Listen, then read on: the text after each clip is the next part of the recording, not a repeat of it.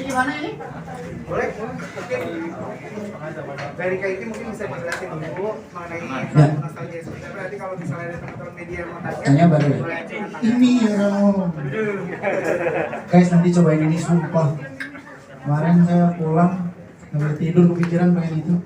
Oke, sebelumnya saya ingin berterima kasih banyak untuk para media, terus juga dari pihak Rekor Muri, terus juga dari Yayasan Matahari juga terima kasih banyak.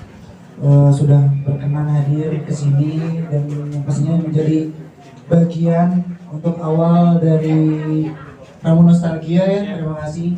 Jadi aku mau sedikit menceritakan awalnya ya, seperti apa. Pada awalnya sebenarnya gini, sebenarnya saya agak sedikit ada harumnya sebenarnya, karena ketika saya membuat Ramu ini ataupun bisnis ini sebenarnya keinginan saya dari dulu ketika mau masih ada. Jadi saya tuh dari dulu tuh sudah punya pemikiran yang sudah jauh gimana caranya ingin membanggakan orang tua kan ya.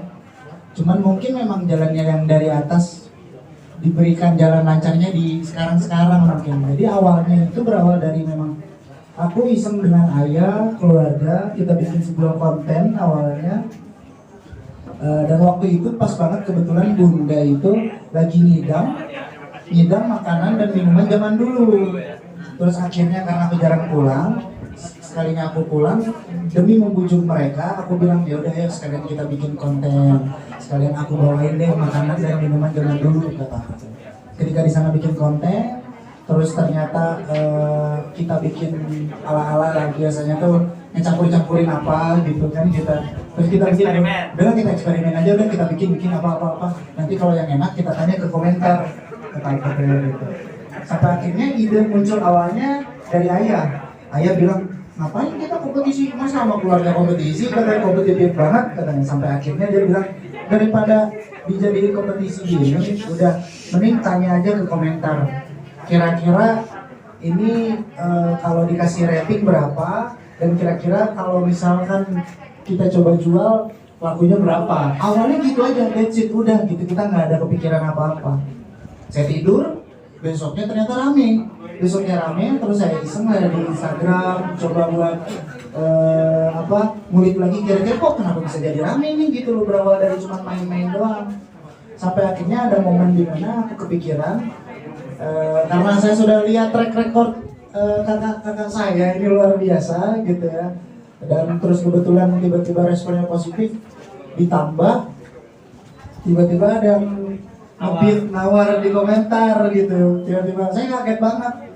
Ada yang nawar yang memang dulu sempat ngundang saya manggung di mana, dia ngundang saya, terus tiba-tiba di komentar sekian puluh juta, sini beneran gitu kata padahal mereka belum tahu rasanya kayak gimana gitu loh.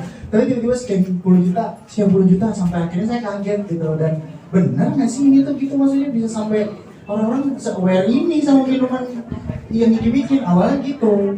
Sampai akhirnya demi yakinin Iki ngobrol, ketemulah sama Mas Danu sama Mas Doni. Aku bilang kalau misalkan saya bingung ini gimana, kata saya ini tiba-tiba mendadak rame, terus saya coba minuman, katanya mana coba, akhirnya dicobain lah. Terus akhirnya ya itulah awal ide ingin membuat bisnis muncul dari kakak-kakak dua ini yang hebat ini, kepikiran dengan idenya luar biasa, konsepnya seperti apa, terus dengan dibantu sama anak-anak Ramu juga, ada Fajar, ada dan yang lainnya.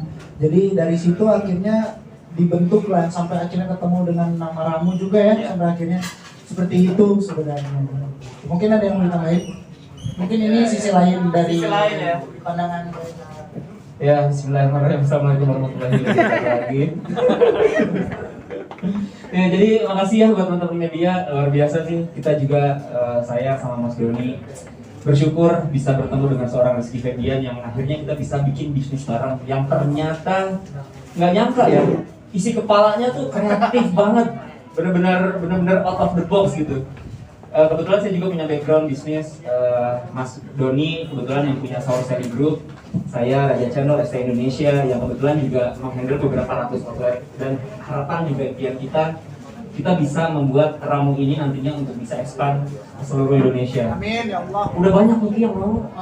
Banyak. Kebetulan aja bisa gini habis nonton. Iya langsung ya, supaya kita juga bisa di zaman sekarang ya walaupun pandemik gitu ya, tetap kita memang harus terus bergerak, anak muda terutama ya, kita harus terus berkontribusi gimana caranya supaya kita bisa punya value lah gitu. Nah, alhamdulillah banget ketika kita berpartner gitu ya, ini benar-benar ngasih ide-ide yang banyak gitu ternyata di luar ekspektasi ya Mas Doni ya.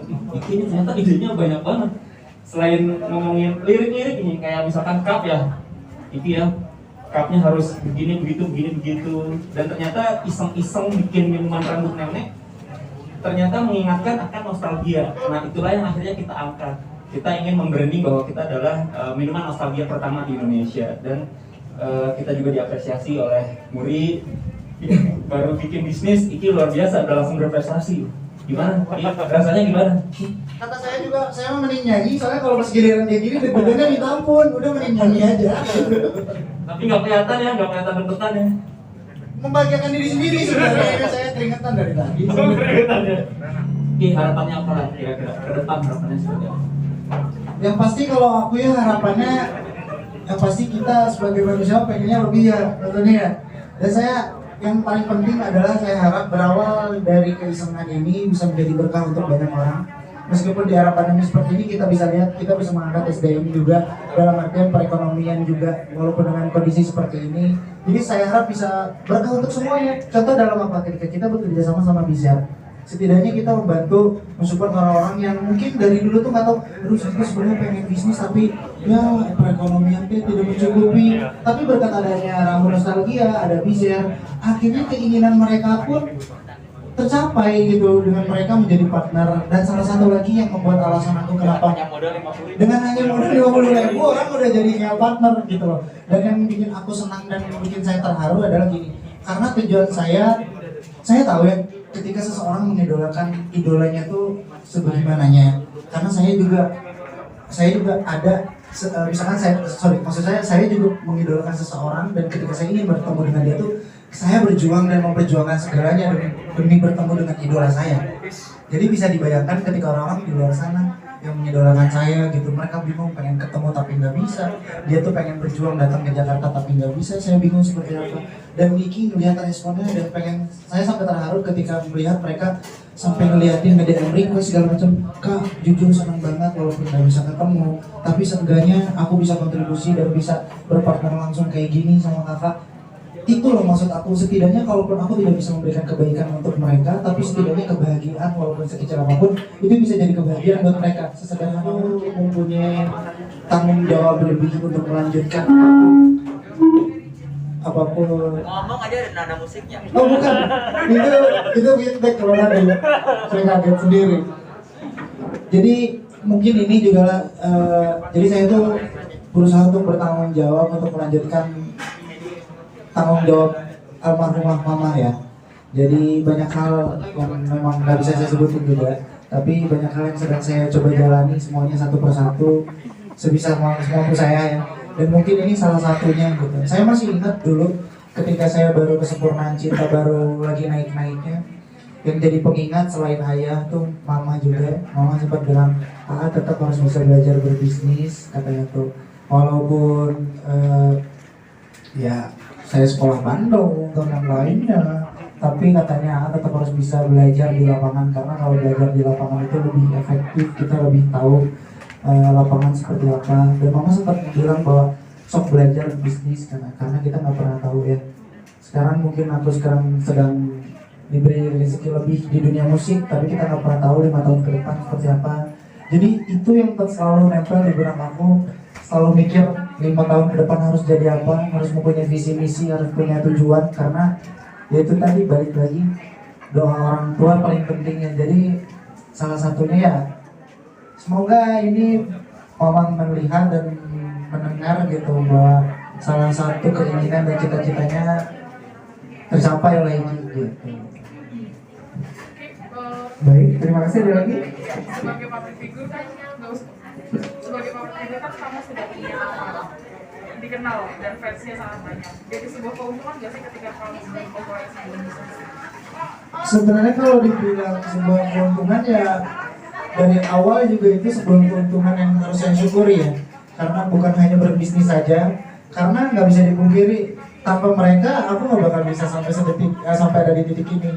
Lagu Iki bisa didengar banyak orang pastinya karena mereka gitu loh. Jadi menurut aku ketika di bisnis pun itu tadi alasannya saya pengen berbisnis tapi tetap gimana caranya saya tetap pengen intim dengan fans aku.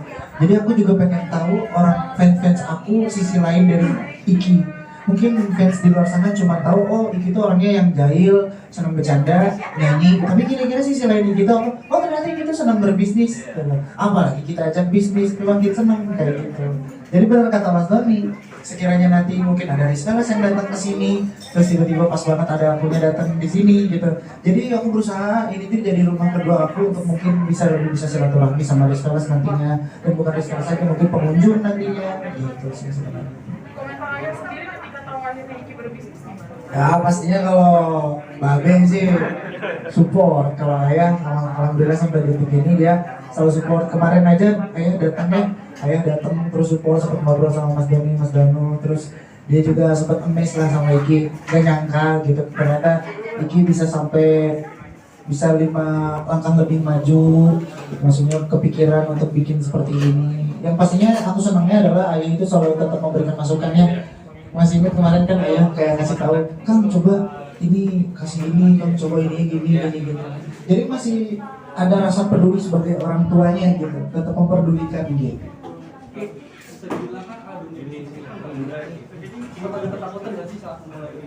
Wah takut sekali, saya siapa tuh? Mungkin di nyanyi saya bisa lah ada began. Kalau di bisnis saya buta sekali, saya nggak tahu sama sekali. Bahkan sampai lucu tuh ketika kita meeting saya bilang nanti kita konsepnya gini-gini ya. Terus misalnya Mas Danu kemarin bilang kayak, nah itu namanya kalau di bisnis namanya tuh itu. Oh itu. Tapi stepnya kayak gitu, iya. Terus namanya, ya saya nggak tahu. Kayak gitu-gitu loh maksudnya. Makanya balik lagi, untungnya saya bertemu dengan Mas Doni, Mas Danu gitu kan. Ada Mas Vincent juga. Saya akhirnya jadi banyak belajar dan saya juga selalu nge-notes ke mereka gitu loh. Bilang, tolong dibimbing kata saya itu. Saya pengen tahu dan saya pengen belajar gitu. Kalau cara berbisnis itu seperti apa gitu. Kan katanya kalau orang berbisnis tuh harus siap rugi. Kamu pribadi udah kebayang gak sih kerugian yang akan didapat misalnya? Ya balik lagi kalau saya alhamdulillah sampai detik ini berusaha berawal dari ketulusan ya.